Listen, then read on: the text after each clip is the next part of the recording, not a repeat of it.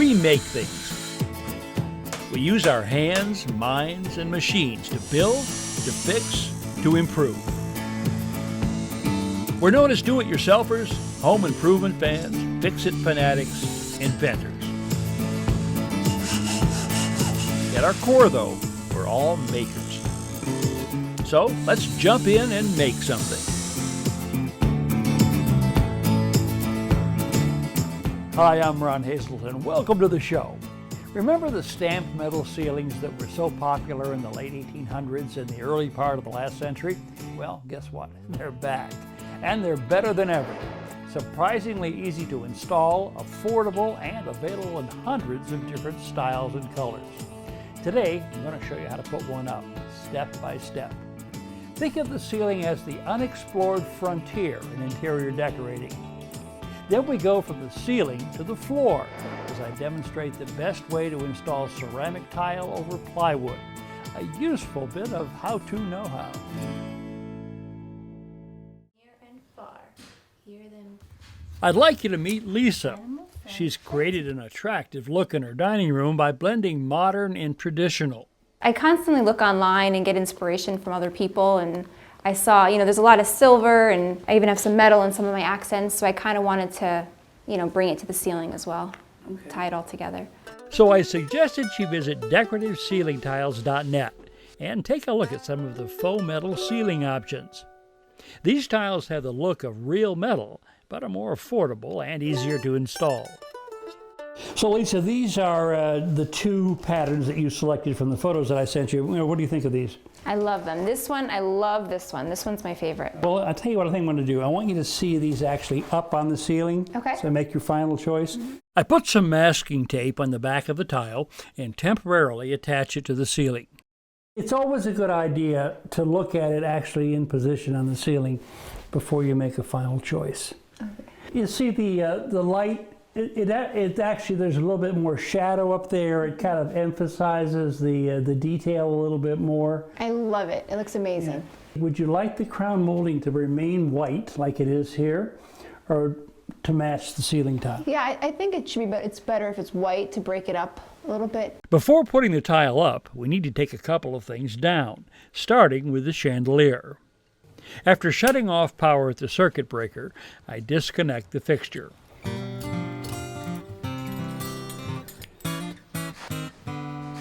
I also need to remove the existing crown molding.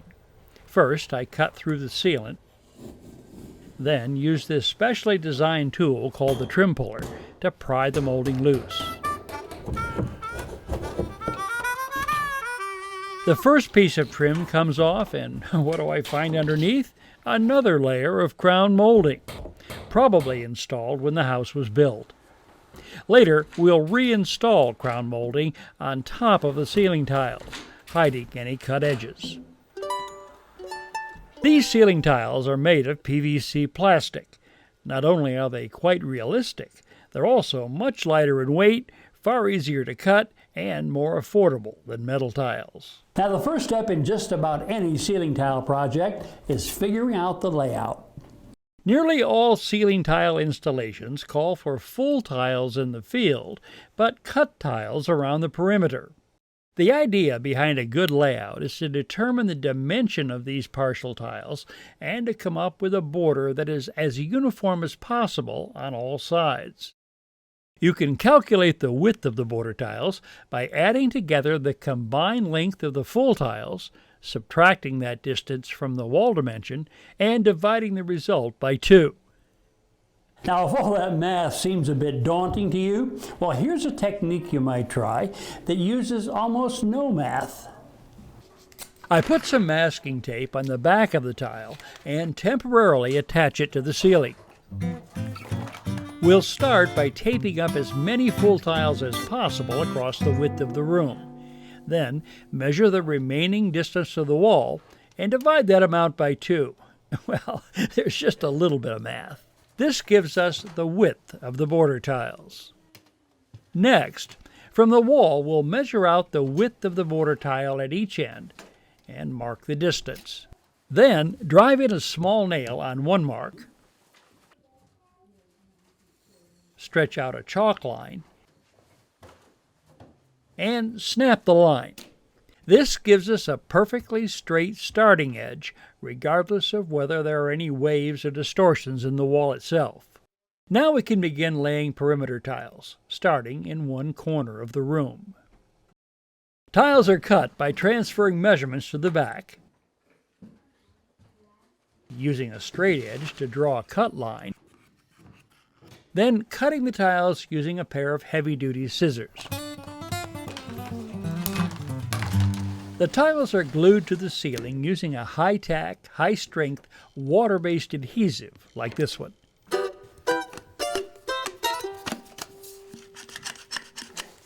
Nickel-sized dollops are placed in the field,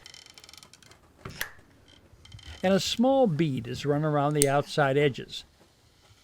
The tile is then pressed into position. For the perimeter tiles, the cut edge is placed against the wall, and the factory edge is aligned with the chalk line we drew earlier.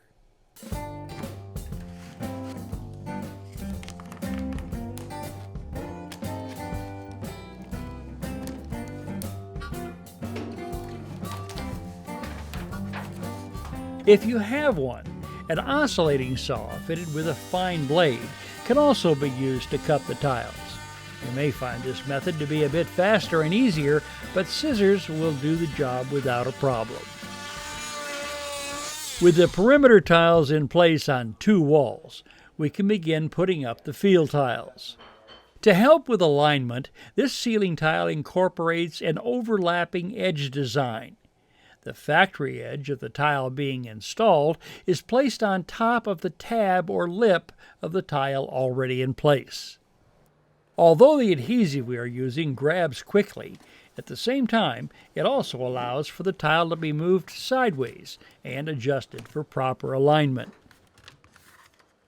Once the last full tile in a run has been put into place, I measure the remaining distance of the wall on both ends of the tile.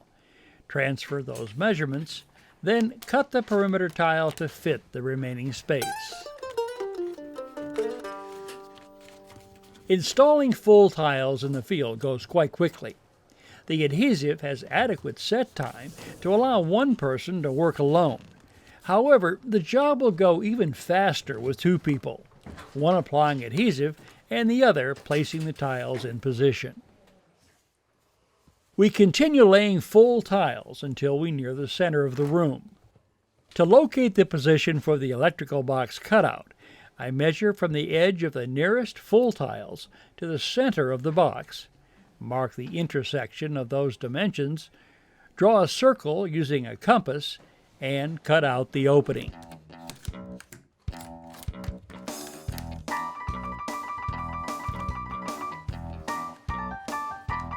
If the ceiling has an air conditioning or heating vent, I measure from the nearest full tiles to the edges of the opening, transfer those measurements, then cut out the opening using scissors or the oscillating saw.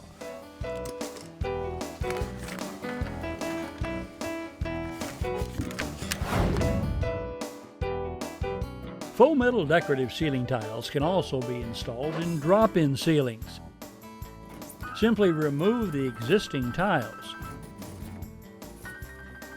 and replace them with faux metal versions.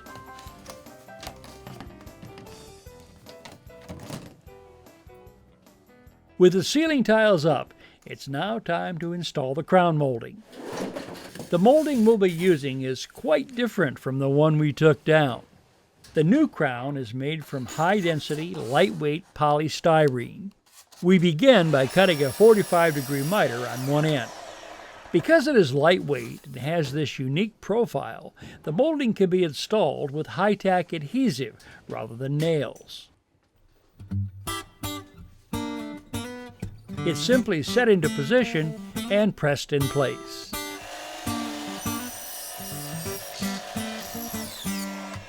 Adhesive is also placed on any butt joints or miter joints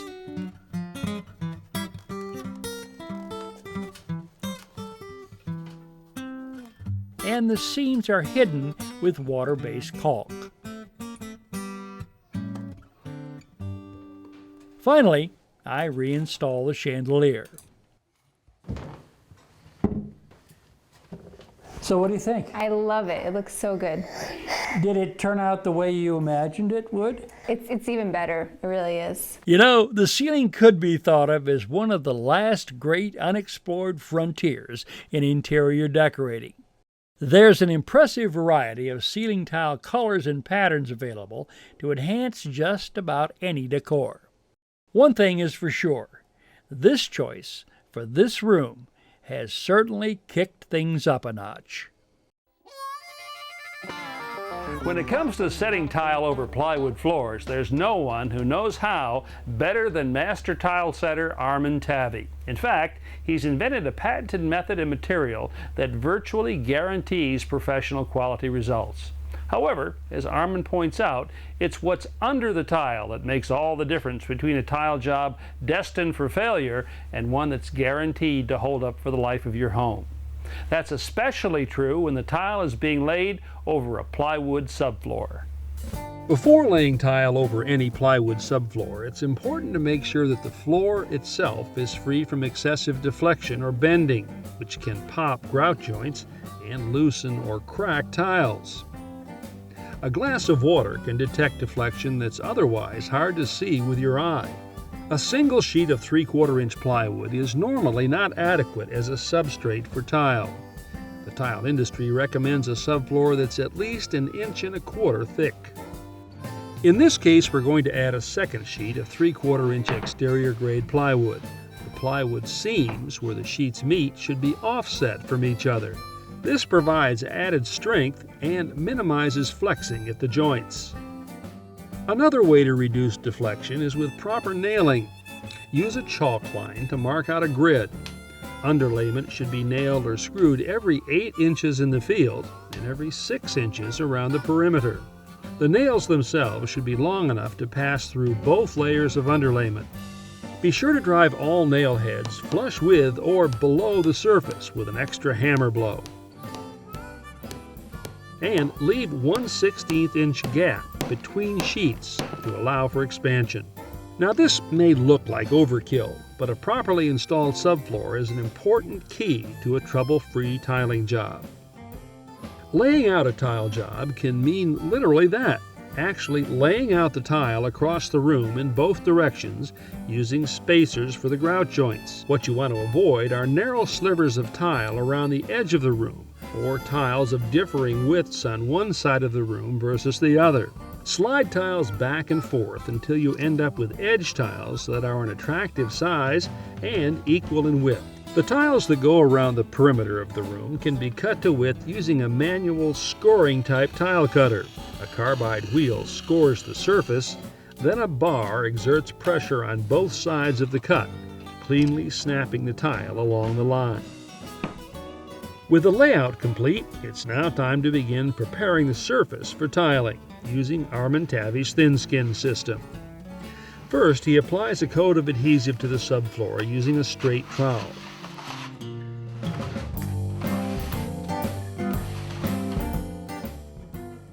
Then he lays fiberglass reinforced paper mats, he calls them thin skin, on top of the adhesive.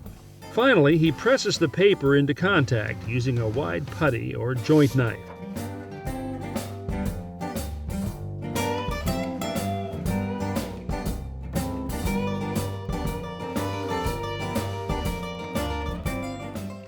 Next, he mixes, then applies a thin skim coat of mortar that conditions the paper. Once again, he uses a straight-edge trowel to spread the material. The mortar, in effect, acts as a sort of primer on the paper, creating a cement surface to which the tile will bond perfectly. Using a notched trowel, Armand now applies a coat of thin-set tile mortar. Notice how he holds the trowel at a 45 to 60 degree angle, allowing the notches on the trowel edge to create uniform rows or ridges. This ensures that the mortar is laid down evenly and at the proper thickness, so that the entire back of the tile will be in contact with the material. Now it's time to set some tile. Watch the technique. I set the tile, drop it down. I'm going to push it forward about 1/4 inch to 3/8 inch. What does this do? It takes the high ridges and drops them down into the low ridges or no ridges. Pull it back. What I've done is I've transferred mortar to the back of the tile, more than likely 100%. This technique of sliding the tile back and forth not only distributes mortar evenly on the tile back, it also produces clean joints without ridges, allowing grout to be uniform in thickness and consistent in color, preventing the mortar from showing through. As the tiles are laid, spacers are inserted to ensure that the joints and grout lines are straight, even, and uniform in width. This invention of Armin's, called a tile puck, ensures that tiles are level with each other. A telltale click as the puck passes over a joint means that one tile is higher than the next, a condition fixed with a couple of taps from a rubber or plastic mallet. Once the tile is laid into the thin-set mortar, it should be left to dry for at least 24 hours before grouting. Then the spacers can be taken out. In this case, Armin uses his feet in what may look like the dance of the tile fairies. Grout should first be mixed dry to blend all the ingredients and ensure a uniform color. Then water is added and the mixture is stirred until it's smooth and creamy. Now, we're going to let that slake. A sponge rubber float is used to apply grout. Armin first forces the material all the way to the bottom of the joint, completely filling it. Then he tilts the float up on edge and, moving diagonally from corner to corner, removes any excess material from the face. If the float is not kept on the diagonal, it can scoop out grout previously put into the joint. Now the more we remove off the tile with the float, the less we have to wash when it's time to wash it. The grout is then left to dry about 45 minutes to an hour until the material is firm in the joints and a dry haze is visible on the face of the tile. At this point, it's time to clean off the remaining grout using a grout sponge dipped in water. We're going to take about 80% of it out and leave some behind.